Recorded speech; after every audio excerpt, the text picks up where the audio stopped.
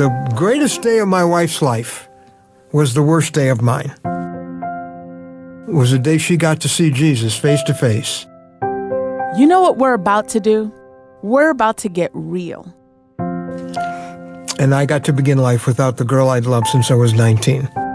We're about to have conversations that Christians have behind closed doors. The scary ones, the ones that make you feel uncomfortable.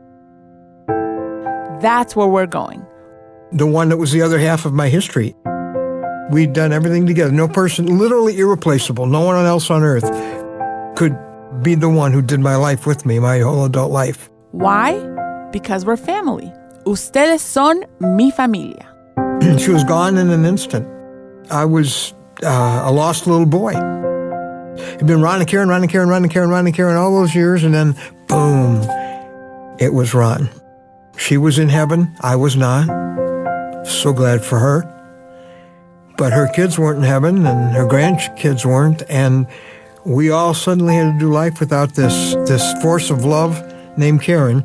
So this is the Brian and Janelle podcast. She's Janelle, and I'm Brian.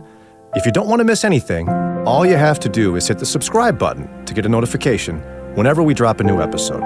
This is the Brian and Janelle podcast.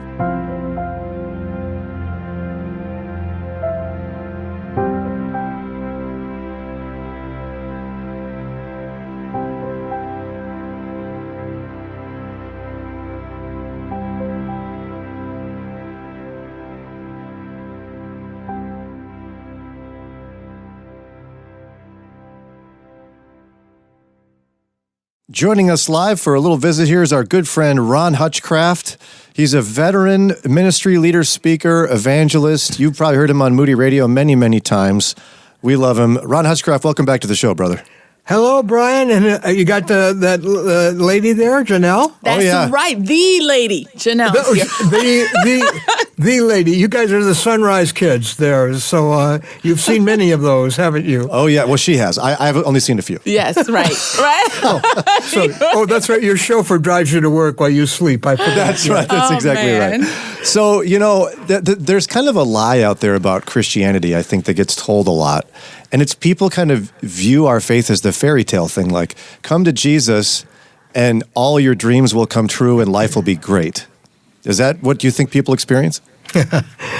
No, absolutely not. It didn't happen to Jesus that way. He was a man of sorrows, acquainted with grief, the Bible says. It doesn't happen to us that way. It just means that you don't do those things alone anymore when you have Jesus, and you don't do them without hope. I know because if we go back to the greatest day of my wife's life was the worst day of mine. It was the day she got to see Jesus face to face. And I got to begin life without the girl I'd loved since I was 19. And the one that was the other half of my history. Everything we'd done everything together. No person, literally irreplaceable. No one else on earth could be the one who did my life with me, my whole adult life. She was gone in an instant. And I was a lost little boy. I was. I'd been Ron and Karen all those years, and then, boom, it was Ron. She was in heaven. I was not. So glad for her. But her kids weren't in heaven, and her grandkids weren't, and we all suddenly had to do life without this force of love named Karen. So I started a grief journal, and I decided that if my hope was going to have any meaning, I would have to be just as honest about the hurt and about the grief, and not just give the Christian talking points. Yeah. Because grief is, especially when you've lost someone you love and the one you love most, it is the deepest and potentially most dangerous of all human emotions. And so I just wrote these words in a grief journal I started. I said, I will not waste this grief, which only God could have even given me that thought. And I said, if it's going to hurt this bad, help me not waste this grief. And all I can tell you is, in the months and now some years since then, He has continued to answer that prayer. It's been the answer to that prayer. That's what the book, Hope When Your Heart is Breaking, which is a book I never would have dreamed I'd write. But I have discovered that, number one, you cannot stuff your grief or it will become a monster inside of you. anger and bitterness and depression and terrible choices.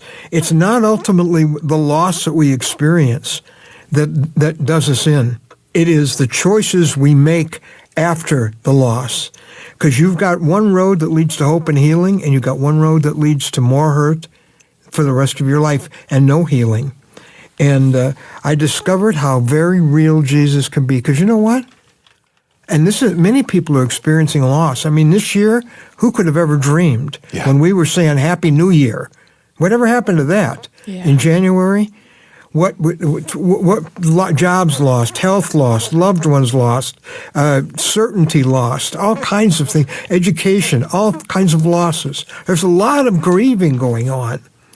And all I can tell you is that a broken heart is an open heart, wide open. Open like it's never, in places you didn't even know you had places in your heart. And now with your heart so exposed like that, and hopefully you do let the grief out and not close your heart around it. That'll hurt you and chase you the rest of your life. Yeah. But if you grieve your grief and invite Jesus into those deepest parts of your soul, you will experience a kind of healing and comfort that doesn't take the grief away. It's like a scale, and grief's on the one side. And without Jesus, there's nothing on the other side. It is just the weight of the grief, which is horrible. But with Jesus, there is hope on the other side. Paul said to a grieving group of people, we do not grieve. If it stopped there, I'd close my Bible and put it away. That's a lie. No, it says we do not grieve as those who have no hope. This is no fairy tale faith, because this is a living hope. It's not a positive vibes. It's not a wishing, hoping. No, it is a living hope, the Bible calls it, because of the resurrection of Jesus from the dead. Hope has a name. His name is Jesus. He can give you a love you will not lose, that will never betray you, never desert you, never die on you. It is the one unlosable love. It is the one unsinkable hope for your future, because Jesus added a word to the word life, eternal. And that is all the difference in the world, to say what's happening to me here is against a much larger canvas. This is the dot on a big canvas called forever. And it just changes everything to know that. So I never would have dreamed I'd write a book about hope when your heart is breaking.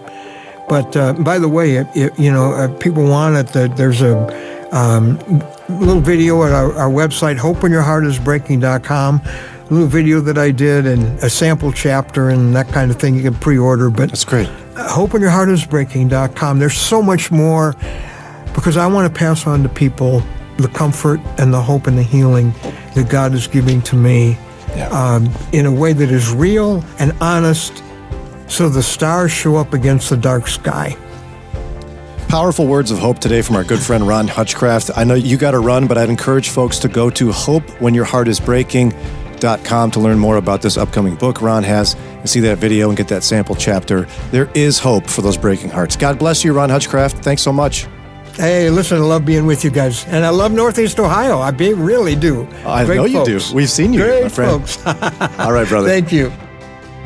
Hey, hold up. Where are you going? You know you liked your time with us. You want more. So look down, hit that button right there, subscribe, and you'll get updated episodes, and then you can hang some more. And guess what? You can help us. How? A 5-star rating. You can also hang with us live, weekdays 6 to 9 a.m., interact with us, talk with us, download the Moody Radio app. Or at brianandjanelle.org. And we don't put all this together all by ourselves. There's some great people behind all this production. We want to thank Ron Eastwood, Kelly Ryder, Paul Carter, Mike Reynolds, and our awesome and fearless leader, Josue Villa. And finally, this podcast is a production of Moody Radio in Cleveland, a ministry of Moody Bible Institute. Well, Brian, that's a wrap. Yep.